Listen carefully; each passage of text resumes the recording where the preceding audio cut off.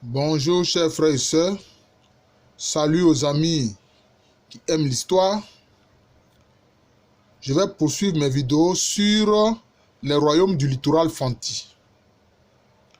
Et ce matin, je voudrais vous parler du royaume qui dans les sources écrites est appelé Sabou ou Saboué.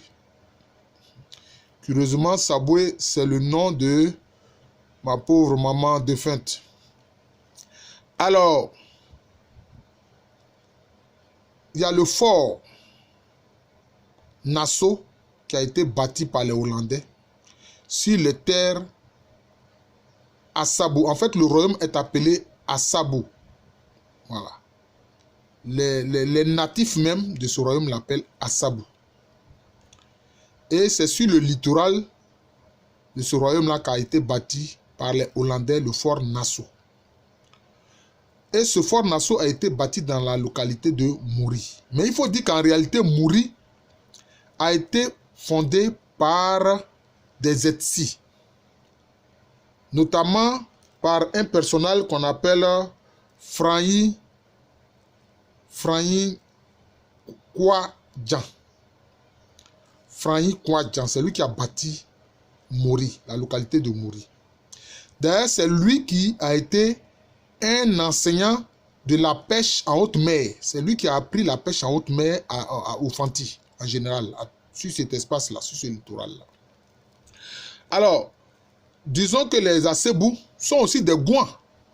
Tout comme les Etsis, ils sont des Gouans. Tout comme les Abrèmes, ils sont des Gouans. Mais eux, ils sont arrivés après les Etsis. Donc, on peut placer, disons, leur arrivée peut-être autour de la deuxième moitié du 9e siècle.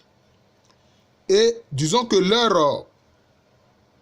leur zone d'origine lointaine, ce sont les plaines de la vallée noire, de la Volta noire. Les plaines de la Volta noire.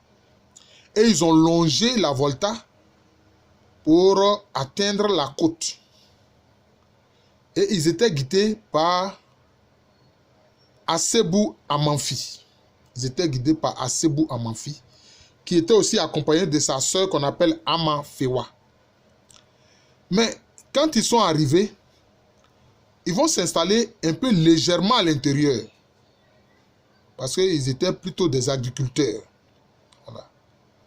Ils étaient des agriculteurs. Mais les Etsis qu'ils ont trouvés vont s'installer, eux, à Mouri, au bord de l'océan, avec Franyi Kwadjan. Alors, il faut aussi relever que quand Assebou Amanfi est arrivé avec son peuple, les Assebou, parce que finalement on les a appelés Assebou, et la localité qu'ils ont créée un peu légèrement à l'intérieur de terre, qui était leur capitale, a aussi été appelée Assebou. Mais il faut dire que ils ont rencontré un Etsi qui, selon la tradition, s'appelle Adje Kesse. Alors, Adje Kesse, qui est un Etsi, était surpris et grandement étonné de voir que ces nouveaux arrivants-là, les Assebou-là, parlaient la même langue que lui. Parlaient la même langue que lui. Donc, cela veut dire que, en fait, les Assebou sont de même extraction que les Etsis. Ce sont des Gouans. Ce sont des Gouans. Et disons que ils vont intégrer donc à leur royaume donc des éléments Etsis qu'ils vont trouver sur place. Et c'est ce qu'il faut retenir. Bon, eux aussi, ils vont subir quelques assauts des Borbores Fanti, mais ils ont pu quand même résister et leur royaume est resté jusqu'à aujourd'hui.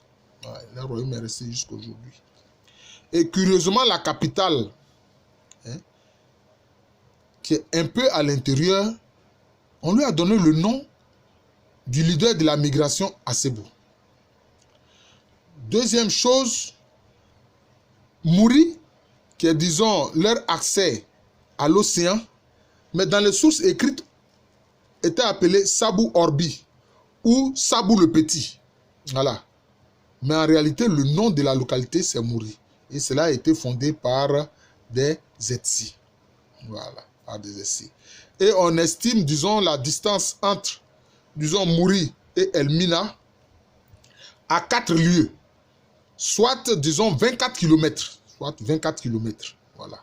Donc en réalité, vous voyez que bon, Mouri n'est pas aussi éloigné que cela de d'Elmina, voilà, pas aussi éloigné que cela d'Elmina. Je vous remercie.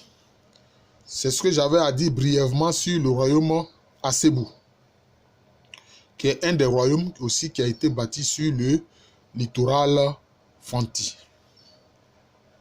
Je suis le professeur Aloukwame René, professeur titulaire d'histoire à l'université Félix Houphouët-Boigny, une université qui se situe à Abidjan, dans le quartier de Cocody, en Côte d'Ivoire, un pays qui est en Afrique de l'Ouest. Merci et bonne journée.